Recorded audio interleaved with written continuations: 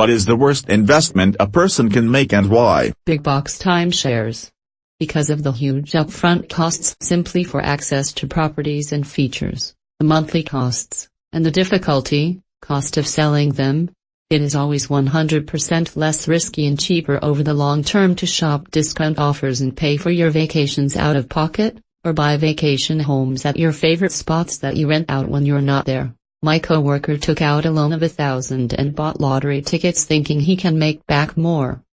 He won $50. Investing in a friend's business venture, especially when it ruins the friendship. Any MLM scheme. It ain't gonna work. Any investment that involves family or close friends. Odds are it will end up destroying your relationship. A boat is the answer. Wall Street butts would say stock options are both the best and worst investment you may ever make. Many times with their positions you'll either lose it all or quintuple your investment in a few days. There's a radio ad that says a timeshare is the worst investment you'll ever make because apparently it's the only thing you won't know how much it'll cost you. I'm flashing back to when a tow truck driver negged me for having a used car while he was towing me. He reasoned the value drops as soon as you drive it off the lot. Unlike new cars apparently. Investing in a musical. You have about a 1/200 chance of getting your money back, let alone making any profit whatsoever. Lottery tickets. There are people that throw hundreds of dollars they can't afford into that hole hoping that it might pay off. And I guess it might backslash. But practically everything else on this list is more likely to somehow make you money than that is. Sports teams. I've been involved with the scene for the past 10 years or so. Organizations constantly appear and disappear for good reason.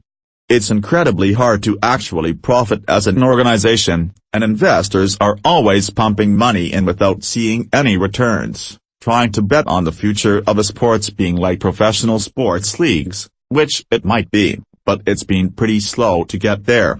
Only the top-tier teams make any money, and even a handful of them have major financial issues. An older, high-maintenance house in a declining area that has little hope for gentrification, jewelry, especially mass-produced jewelry you'd get at the mall.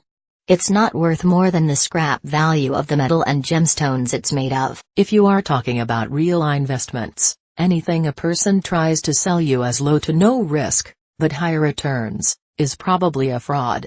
Risk is strongly correlated to reward. You can't have one without the other no matter what fancy language they are using for reasons why. Pop culture BS. Beanie Babies, Cabbage Patch Dolls, Funko Pops. In a decade no one will care about these pop culture items and they will have no value. Getting a Nissan with CVT. Say goodbye to your savings and get used to ride the bus. The lottery. It's specifically designed to take your money. Once I heard someone say I think it's rigged. I mean, yeah. It's rigged. Any used European luxury car brand, like Porsche or Mercedes. A wise man once told me there is nothing more expensive than a cheap Porsche. That gold I just gave. Never getting it back. Fuck me. And the silvers. That's some terrible life decisions. A luxury car. Parts are hella expensive and they're extremely complicated to work on. Holding onto your pumpkin stock, expecting it to peak around November 1st. Head on over to our Wall Street butts and all the advice they give you on investing will likely be the worst advice possible. Horses. You can pay $100,000 for the next Olympic prospect, and then something could happen to the horse before it even reaches that level of skill. The same for racehorses. The odds are lower than 1 in 10 on a horse that'll make it big. Game currency, microtransactions etc. Loaning money to friends. Just don't. Investing time and energy in a toxic relationship. Getting a 30-year ARM instead of a 15-year fixed because you can get more house for your money. I got a 15-year fixed mortgage and had the house paid off in 9 years. Now saving $1,200 a month and living comfortably. Around the same time, a good friend of mine got a 30-year adjustable at max budget, a much nicer house than mine, and lost the house 4 years later. He's living with his parents now trying to work his way out of bankruptcy. Really a shame. Banana stand, because there is always money in the banana stand. Until there isn't, a new car. Cars are not investments! Buy slightly used, maintain it well and it will last a long time. People tend to forget what an asset is versus an liability. Assets pay you back, a boat. Never seen so many frustrated people as when I was a boat guy. The awards given in this thread. BA and a liberal arts degree, assuming you don't want to be a teacher. My BA in English from UCSB didn't do a fucking thing for me in the real world at all. Employers seriously just don't care. My best friend is now a registered nurse and she makes $90K a year. I should have done nursing. ModCloth. Because been there, done that. Education in a field that isn't employable, doesn't interest you, or simply is on a shitty level in all the schools you can get into. If you're going to be a security guy or a supermarket employee, why study? Bonus points if you're American and your education isn't free. I'm saying this not because it is technically the worst investment, it isn't, it's just that it's a mistake made by so many, and it's a very expensive one. Payday loans. They are a bane on society. Tulips. https://n.wikipedia.org/wiki/tulip_mania, seem to be a pretty bad one. My parents keep telling me an apartment is the worst investment ever. Whole life insurance policies.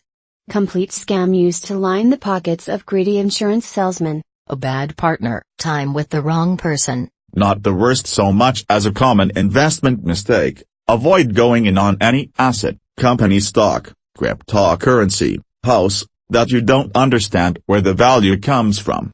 When a bubble happens, .com boom, Bitcoin explosion, housing bubble, it's largely because people buy into the asset only because it's increasing in value. The value of the asset comes from the fact that other idiots are buying it up too, which isn't sustainable. The only money being made is directly at the expense of money being lost elsewhere, with few big winners and many losers. Do a little research to find out why the thing you're buying has value, and how that value is expected to increase. You don't need to be an expert, but you should know something about it. Bitcoin. Way too volatile. Giving their money to the church, the retail cannabis market in Canada. So many liabilities listed here. If it floats, flies or fox, it's cheaper to rent than to own. Do not trust any princes from Nigeria. Boxes of fallen empires. Spending time with me. New car for sure. Children for sure. Good rule of thumb is anything that loses its value, a boat, a car, and a 4-year English degree. You know the basics. A business, if you don't know how to run one. Especially if you're planning on using the business as your primary income source. Or any building with a lot of issues that you don't have money to fix. Cryptocurrency right before Christmas 2017. Fuck my ass and life. In me, because if there's something I don't disappoint at is disappointing. A new phone every time one comes out. Renting a phone is also very detrimental to your small bank balance. A monorail. Incompatible with everything. Loaning a friend money for bills they can't afford. You will never get it back and most likely lose a friend. Cryptocurrency. Unless you got into it 10 years ago. I never understood people buying timeshares. For less money, you could stay at a really nice hotel, and you wouldn't have to worry about schedules or financial commitments. It makes no sense. Never thought about it, but Airbnb and similar apps must really do a number of the practicality of timeshares and similar vacation home rentals. I don't know the cost differences, of course. My parents have been trying to sell theirs for close to a decade. The yearly maintenance fees plus other surprise fees add up to more than just renting a decent hotel for a week. Ugh. I went to one of these in Miami to get the free gift with my girlfriend and it was as ridiculous as I'd been warned.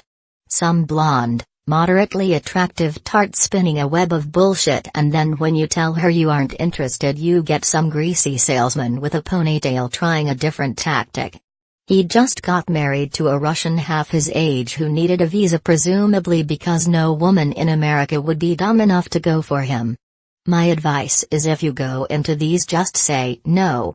Don't justify your answer, just keep saying it and don't be afraid to be rude. If they quote a study about crazy hotel prices, ask them what study, by who and when. When they bring out the catalog, don't look at places you want to go, look at places you know.